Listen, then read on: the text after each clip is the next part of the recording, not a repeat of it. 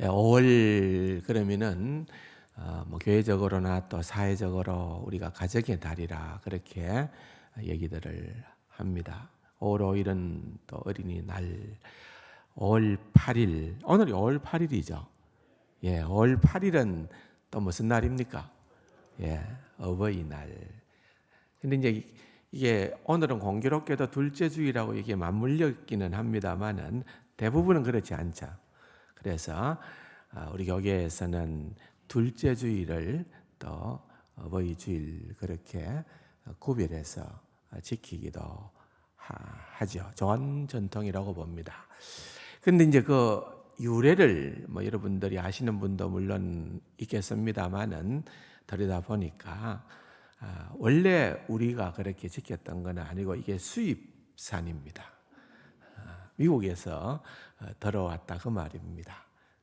미국에서 미동부 필라델피아 쪽의 한 작은 마을에 신앙생활을 하던 이제 홀 어머니와 딸이 있었나 봐요. 딸의 이름이 안나였는데 그렇게 생활을 하고 신앙생활을 했는데 어느 날 이제 어머니가 하나님의 부름을 받게 되고 이 딸아이가 너무 좀 슬프기도 하고 또 어머니를 기리는 그런 마음이 있었기 때문에 교회 안에서 이제 어머니 또래의 그런 어른들, 그런 여자 성도님들에게 어머니를 추모하면서 그 하얀색, 흰색 카네이션 꽃을 달아드렸대요. 꽂아드린 거겠죠. 그런 것이 이제 조금씩 주변으로 확산이 되었고 거기에 아마 1903년도에 있었던 일이라고 그러니까 꽤 오래됐잖아요. 미 의회에서 그것을 이제 어머니 날 마더스데이로 그렇게 5월 8일을 지정하게 된 것은 1914년도 미 의회에서 그것이 통과가 되어졌고 또 둘째 주일을 이렇게 어버이 주일로 그렇게 하게 되어졌다는 겁니다. 그러면서 이것이 이제 우리나라에는 1956년도에 우리나라에 들어오면서 이제 어머니 날 5월 8일이 어머니 날 그렇게 되어졌습니다. 그렇게 되어 오다가 1973년도에 이 날이 어버이날 같은 어머니 날에서 이제 어버이날로 부모님의 날로 그렇게 개명되어졌습니다. 그래서 어버이날이라 그렇게 명하게 되어졌고 또 둘째 주일을 우리가 거기에 맞추어서 어버이 주일이다 이렇게 지켜가고는 있습니다. 아무튼 뭐 세상적으로 볼 때도 이것은 아주 중요한 그런 가치임에도 분명합니다만은 우리는 그런 어떤 세상적 효의 가치 수준보다도 더 깊은 의미에서 이 날을 생각해야 되는 겁니다. 그래서 우리는 내 부모를 공경하라 또는 순종하라라고 하는 이것은 뭐 그냥 우리가 육신적인 부모에 대한 효의 문제로만 접근하는 차원이 아니라 더 깊은 의미가 있다. 오늘 그 부분을 우리가 다시 한 번 더 생각을 하고 확인하려고 하면 좋겠다. 사실 오늘날의 이 세대가 옛날부터 역사학자나 또는 미래학자들은 늘 공언하기를 이제 앞날에서는 이래 가정이 파괴되는 그러한 세상이 될 것이다. 가정이 파괴된다는 것은 무엇입니까? 뭐 결혼하지 않는 정상적이지 않은 그런 가정일 수도 있고 또 부모와 자식 간의 관계가 권위를 인정하지 않는 그런 서글픈 일들이 일어날 수도 있고 또 지금 여러분들이 정말 안타까운 것은 지금 국회에 상정되어서 어쨌든 통과시키려고 애를 쓰는 그런 성차별금지법 타이틀은 굉장히 괜찮아요. 차별하지 말자, 평등하다 그런 어떤 뉘앙스를 주지만은 내용으로 들어가 보면은 그게 아닌 거예요. 이건 하나님의 창조 질서를 완전히 깨트리는 겁니다. 동성간에도 좋으면 결혼해라. 동성간에도 얼마든지 좋아하면 결혼해도 그것은 무방하다. 말릴 수가 없다. 심지어는 어느 정도로 세분화되어졌는가 하면은 군에서 동성간에 성행위를 해도 그것은 괜찮다. 이 말이나 되는 얘기예요. 이런 황당무계한 일들을 법으로 제정을 해야 되겠다. 지금 막 그것을 주장하는 제가 정치적인 소리를 하면은 또 이 가운데는 목사님 또 그런 얘기를 하면 안 됩니다 하고 반박할 분들이 계시기 때문에 내가 무슨 당이라고는 얘기를 안 할게요. 그러나 그럼에도 불구하고 이런 일들이 지금 다수당에서 밀고 가고 횡포로 밀고 가고 이렇게 하려고 하고 있는, 참. 그래서 사도 바울이 성령님의 감동을 받아서 바울 서신을 기록한 것이 신약 성경에 많이 나와 있잖아요. 거기에 보면은 거의 놓치지 않고 강조되는 것이 뭡니까? 말세는 고통하는 때가 오겠다라고 그렇게 전제를 하면서 내 부모를 거역하는 그러한 추세, 그런 세대가 일어나게 될 것이다. 그게 말세의 한 정상이다 라고 하는 것을 계속해서 언급을 하고 있는 것입니다. 그러므로 여러분, 지금 이렇게 모든 되어지는 일들을 보면서 우리는 이것이 정말 극악하게 하나님을 대항하고 대적하는 영적인 숨은 세력이 있다는 것, 우리가 그것을 염두에 두고 우리가 안일하게 나아가야 되는 것이 아니라, 지난주일에도 말씀을 드렸던 것처럼 여호수아가 권면했던, 세겜에서 권면했던 그런 것들 보면은 어떤 얘기들이 들어 있습니까? 어쨌든 간에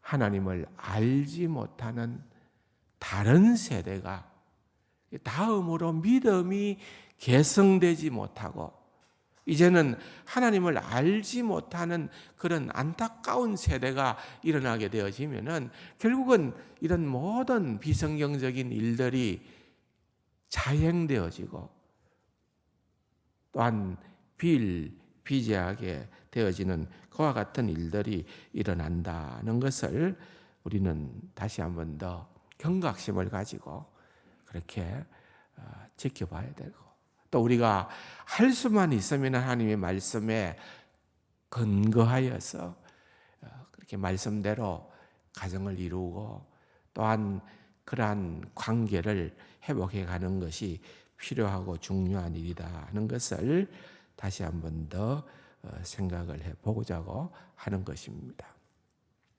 그래서 오늘은 이제 어버이 주일을 맞이해서 이 부모와 자식 간의 관계에서 내 부모를 공경하라, 내 부모께 순종하라, 이런 내용들을 중심으로 다시 한 번 더 말씀을 나누고자 생각을 하는 것입니다.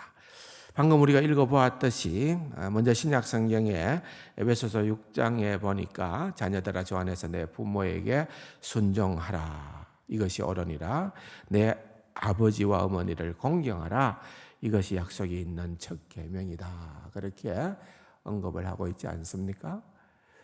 그런데 사실은 이제 먼저 말씀을 조금 드리고 싶은 것은 성경책, 우리가 가지고 있는 성경책은 오늘도 제가 출애굽기 20장 몇 절을 펴십시오, 또는 에베소서 6장 1절과 2절을 보십시다, 이러니까 찾기가 쉽잖아요.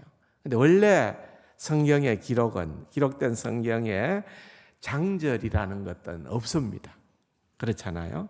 이제 후대의 사본학자들이 또 우리를 염두에 두고도 그런 고민을 했겠지. 어떻게 하면은 불편함이 없이 하나님의 말씀을 쉽게 찾아서 읽도록 할 것인가 고민을 하면서 구분을 한 것이 장과 절입니다.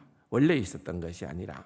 그래서 장과 절을 구분을 했지만은 주로 내용을 좇아서 주제와 내용을 좇아서 장과 절을 구분을 했기는 했지만은 완벽하지는 않을 거 아니에요. 그래서 어떻게 보면은 장과 절을 구분한 것이 우리에게 상당한 편리함과 유익함을 주기는 하지만은 그 장과 절 때문에 우리가 정말 흐름의 문맥상에 흐르는 중요한 의미를 놓치게 될 수도 있는 대표적인 사례가 오늘 우리가 읽어보는 본문에서 등장을 합니다. 무슨 말인가 하면은 사실은 이건 5장에서 이렇게 끝이 나고 새롭게 6장이 시작되는 별개의 내용이 아니라 이게 내용의 흐름을 보면은 5장 15절에서부터 6장으로 쭉 하나로 이어지는 게 그게 맞는 거예요. 근데 우리가 이제 5장 끝나고 또 새로운 6장이 시작되니까 내용을 구분해 버리니까 사실은 원래 저자가 기록한 그 의도와 의미를 놓쳐버릴 수가 있는 거예요. 그 부분을 먼저 좀 설명을 드리면서 6장의 말씀을 생각하는 것이 필요하다 생각을 하는 겁니다. 먼저 여러분 이 에베소서 5장 15절을 성경을 다 찾아서서 한번 봅시다. 보면은 이렇게 되어 있습니다. 21절까지 같이 한번 읽어보겠습니다. 그런즉 너희가 어떻게 행할지를 자세히 주의하여 지혜 없는 자 같이 하지 말고 오직 지혜 있는 자 같이 하여 세월을 아끼라. 때가 악하니라.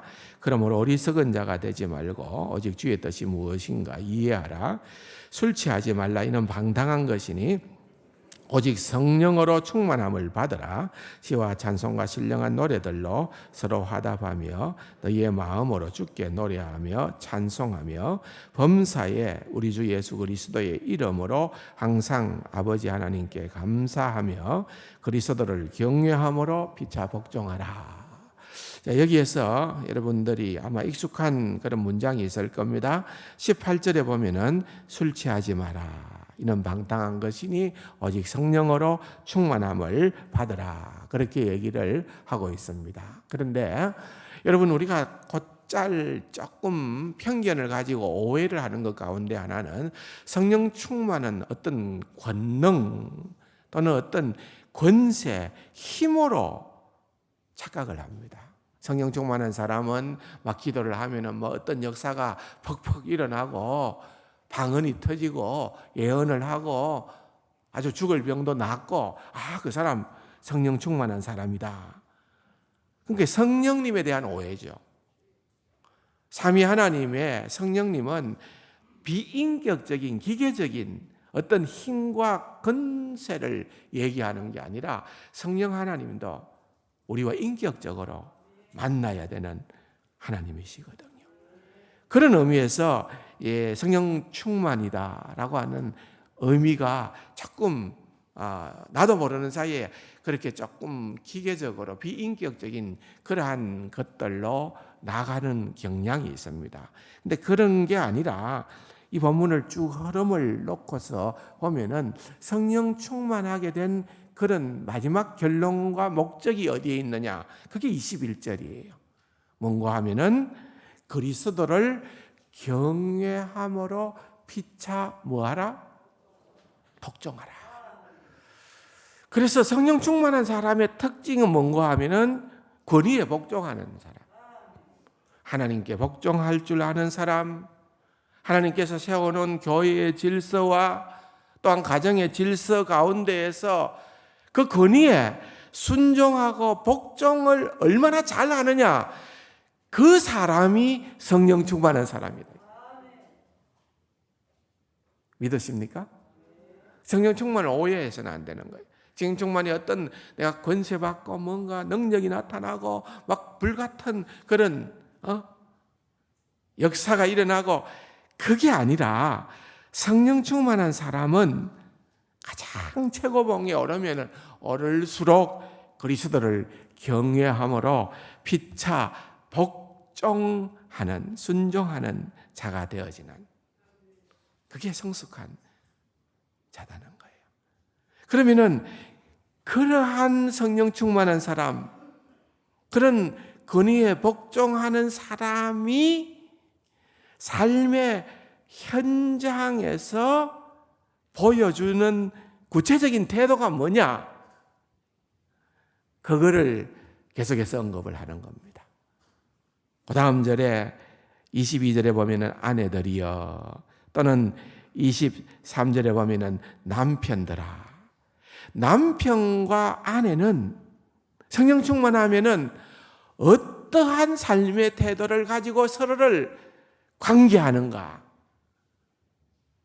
결국은 제가 절교 결혼식 때마다 언급하는 그리스도를 경외함으로 피차 서로 복종하는 거예요.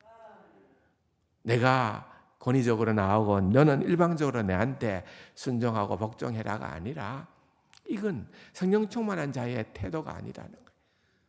모든 관계에서 이것이 순종으로 드러나고 그것이 갖추어져야 된다 하는 것을 볼 수가 있는 것입니다.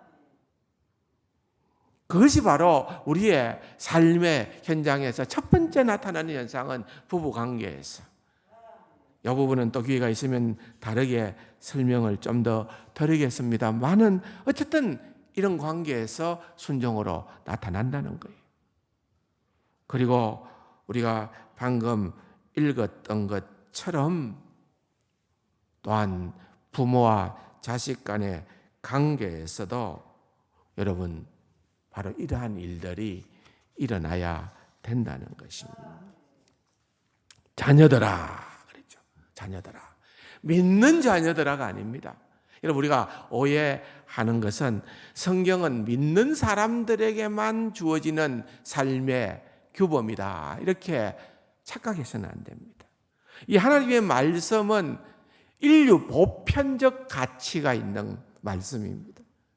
모든 사람들이 다 지켜야 될 그러한 말씀으로 주님께서 주신 거예요. 단지 우리는 구원함을 받아서 은혜로 이 말씀의 비밀을 깨달아 알고 그렇게 해야 되겠구나 하는 거기에 눈이 떠여져 있는 그러한 자들이고 아직도 구원받지 못한 사람들은 그 말씀의 비밀을 전혀 깨닫지 못하는 거죠. 왜? 인간의 본성이 타락해버렸기 때문에. 그러나 그것이 그렇다고 해서 그들에게는 상관이 없고 우리에게만 해당되는 것이 아니고 이것은 인류 보편적 가치를 가지고 있는 그러한 말씀이다라는 것입니다. 그러면서 얘기하기로 자녀들아 주 안에서 그랬습니다. 이 말도 우리가 잘 이해를 해야 됩니다. 우리는 너무 흑백 논리로 그럼 밖에서는 뭐고 안은 뭐고 이렇게 생각합니다. 대표적인 케이스가 뭡니까? 불신 부모가 내게 어떤 부당한 명령을 하면은 나는 거부해야 돼. 주 밖에서, 주 안에서 순종하라 했기 때문에 나는 그렇게 하는 것은 믿음의 행동이 아니다고 봐. 그래서 믿지 않는 부모님이 내게 어떤 것들을 요구할 때에는 내가 거부해도 된다는 어떤 근거를 주 안에서라고 하는 이 단어로 얘기하는 분들도 있습니다. 성경을 잘못 오해한 거예요. 여기에 주 안에서라고 하는 이 말은 어떤 의미가 담겨 있는 말인가 하면은 적어도 예수 그리스도를 구주로 고백해서 새로운 생명을 얻고 그 안에 우리 안에 주님의 원리와 통치로 주님이 주권을 가지고 다스리는 그러한 자로라는 의미가 담겨 있는 것입니다. 그걸 어떻게 표현했느냐? 주 안에서. 다시 말합니다. 주 안에서라는 이 말은 무슨 말인가 하면은 예수 그리스도를 구주로 고백해서 새로운 생명을 얻고 주님의 긍휼을 입은 하나님의 백성은 그런 뜻입니다. 우리가 하나님의 은혜로 구원받은 자들 아닙니까? 우리가 주님 안에서 새로운 생명을 받은 자들이 아닙니까? 바로 우리에게 주시는 말씀입니다. 그러한 사람은 믿는 부모든 믿지 않는 부모든 간에 기본적인 우리의 태도는 공경하고 순종하는 그러한 태도라는 것입니다. 예수 안 믿는 부모에게는 순종 안 해도 된다, 이런 안과 밖의 개념이 아니라는 것입니다. 그 다음에 봅시다. 자녀들아, 주 안에서 너희 부모에게 뭐하고? 순종하고. 한번 따라합시다. 순종하고. 순종한다라는 말은 헬라 말에 보면 히포라는 단어가 있고 쿠아라는 단어가 있는데 그것이 합성어됩니다. 히포라는 말은 뭐뭐 아래서라는 전치사입니다. 뭐뭐 아래서, 언더리라고 하는, 영어로 말하면 그런 전치사겠지요. 히포라는 말이 그런 뜻입니다. 그러니까 뭐뭐 권위 아래에서 잘 듣는 태도, 그것을 순종이라고 합니다. 여러분, 이것이 왜 중요한가 하면은 우리의 첫 조상이었던 아담이 범죄하고 타락한 이후로 이 권위에 대한 순종의 모든 것들이 다 무너져 버렸습니다. 그래서 권위를 인정하지 않으려고 하는 그러한 마음으로 벽이 들어버렸습니다. 그래서 부모의 권위에 순종한다는, 하고자 하는 그 태도를 가진다라고 하는 그것은 곧 무엇을 하느냐 하면은 하나님의 말씀을 나는 잘 듣겠다, 하나님의 말씀에 순종하겠다, 하나님의 말씀에 내가 귀를 기울이겠다라고 하는 그러한 태도를 훈련하는 것입니다. 연습하는 거라고 말입니다. 부모에게 순종함으로 우리는 하나님에 대한 순종을, 태도를 연습하고 훈련한다는 것입니다. 그래서 이것은 부모에 대한 순종의 훈련을 쌓는 것은 단지 혀의 문제가 아니라 그냥 단순한 도덕적인, 윤리적인, 또는 부모를 공경해야 된다, 잘 모셔야 한다, 그런 차원을 넘어서 구원받은 하나님의 백성이 마땅히 하나님께 대하여서 취해야 될 그러한 행동의 시발점이 되는 것입니다. 시발점. 중요합니다. 대단히 중요합니다. 우리는 보이지 않는 하나님을 공경한다고 그럽니다. 그런데 눈으로 보여지는 부모에게 공경을 못하면서 보이지 않는 하나님을 공경한다라는 것이 어쩌면은 그것은 아닐 수 있다는 거예요. 하나님께서 우리에게 훈련을 시키시는 거예요. 너희는 먼저 구속받은 하나님의 백성이라면은, 내 은혜를 깨닫고 아는 그러한 자라면은 부모에 대해서 순종해라. 그것이 나를 향한 경외의 시작이다. 그것이 신앙인이 지녀야 될 그러한 태도다. 그래서 타락으로부터 우리가 회복의 역사가 일어나게끔 되어 있다는 거예요. 근데 그게 명확한 것이 그 다음 절입니다. 그 다음 절에 뭐라고 하고 있는가 하면은 너희 부모에게 순종하라. 그 다음에 다 같이요. 이것이 뭐라고요? 이것이 옳으니라. 따라합시다. 옳으니라. 옳으니라의 반대말은 또 뭡니까? 예? 틀리다는 거 아니에요. 옳다의 반대는 틀리다는 거예요. 틀리다. 그런데 이것도 그런 의미가 아니에요. 왜냐하면은 우리는 그냥 우리의 생각이 그렇다는 거죠. 우리의 국어 사전적 의미는 옳음의 반대가 틀리다인데, 이게 먼저는 유대인들에게 주어진 책이잖아요. 이스라엘 백성들에게 있어서 옳다라는 개념은 옳고 그르다의 개념보다 더 근원적인 게 있습니다. 그건 뭐냐 하면은, 한번 따라합시다. 본성이니라. 뭐라고요? 본성이라는 거예요. 내 부모를 주안해서 내 부모에게 순종하는 것이, 이것이 사람의, 하나님께서 창조하신 사람의 본성이라는 거예요. 본성이다.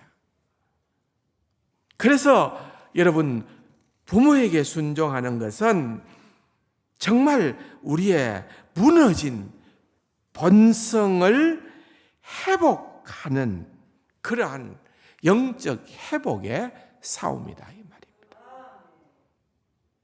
그러니까 여러분, 이게 해도 되고 말아도 되는 것이 아니라 구원받은 하나님의 백성에게 있어서는, 여러분, 이것은 내가 잃어버렸던, 내가 상실했던 그러한 본성을 회복하여 가는 그러한 싸움이다. 이것을 결코 놓쳐서도 안 되고 잊어서도 안 되고 언제나 명심해야 된다는 것입니다. 생각해 보십시오. 원래 아담이, 하와가 창조되었을 때에는 하나님의 권위에 대해서 복종하고 순종하게끔 만드셨어요. 그리고 그 권위와 그 모든 것에 순종할 때에 가장 행복한 존재로 살아갈 수 있도록 하나님께서 만들어 놓으신 거 아니에요. 그런데 제가 들어오면서 제일 먼저 파괴된 것은 바로 이 부분입니다. 이것이 망가진 거예요. 그래서 예수 그리스도를 통하여서, 십자가를 통하여서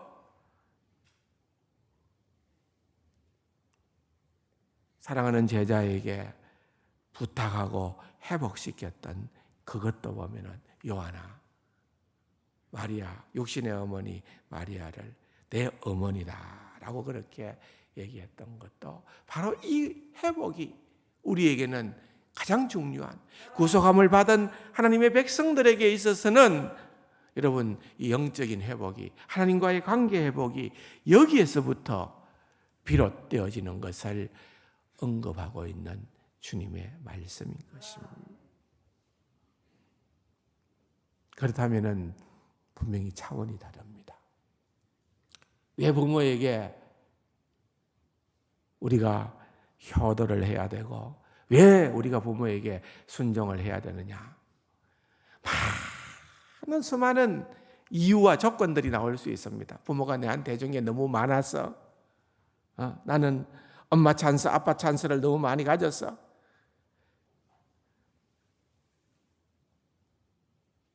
그런 것이 아니라 그냥 하나님의 말씀은 그 어떤 것도 아니에요. 부모는 부모이기에, 부모의 자리에 있다는 것. 여러분, 그거 하나만으로 자식된 자는 부모에게 순종하고 부모를 공경하고, 이것이 바로 하나님과의 관계 회복의 결정적인 것입니다. 그러하다는 것입니다. 순종하라, 또는 2절에 보면은 공경하라. 공경한다는 말은 값을 매긴다는 말입니다. 비중 있게 다룬다 그 말입니다. 가장 무게 나가는 것으로 취급한다 그 말입니다. 여러분, 우리 몸에 제일 무거운 장기가 무엇인 것 같습니까? 예, 아이고. 그래서 우리가 보통 어떻게 얘기합니까? 간대기가 무다, 그런 표현을 하잖아요. 예, 간이 그렇게 무겁나 봐요. 맞습니까? 맞다고 합시다. 이게 사실은 이 공경이라는 이 단어가 의학적인 용어랍니다. 의학적인 용어. 그래서 이것이 가장 중요하다는 거예요. 가장 무겁다 그 말이에요. 그래서 내 부모를 공경하라라고 하는 말은 사실 참 부모의 나이가 되어지면은 참 많은 것들을 놓쳐버리잖아요. 잃어버리잖아요. 건강도 놓치고, 옛날에는 직장도 괜찮은 게 있었는데 직장도 놓치고, 직장을 놓치니까 돈도 놓치고, 상실되는 것들이 하나 두 개가 아닙니다. 그러니까 내 돈을 제대로 못 푸니까 주변의 사람들도 떨어져 나가고, 관계도 놓치고, 내가 어쩌다가 이렇게 됐나 서글퍼지니까 정서적으로도 상실감이 생기고, 이게 보통 문제가 아닙니다. 그래 늘 어떤 옛날이여 하든지, 그렇지 않으면 늘 연약한 자인 것처럼 느껴져 가는 거예요. 그러니까 자식들이 그걸 다 채워주는 거예요. 성경의 원리에 의하면 그러하지만은 부모님은 내 인생에 가장 무게가 있는, 가장 중요한, 가장 비중 있는 그러한 분이십니다. 그것이 바로 성경적 원리로 살아가는 그러한 자들입니다.